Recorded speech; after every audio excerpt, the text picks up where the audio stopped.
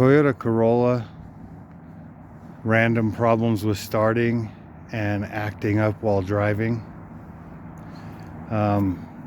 It wouldn't crank when there was a problem, and then there would be lights on the dash while driving, steering issues, etc.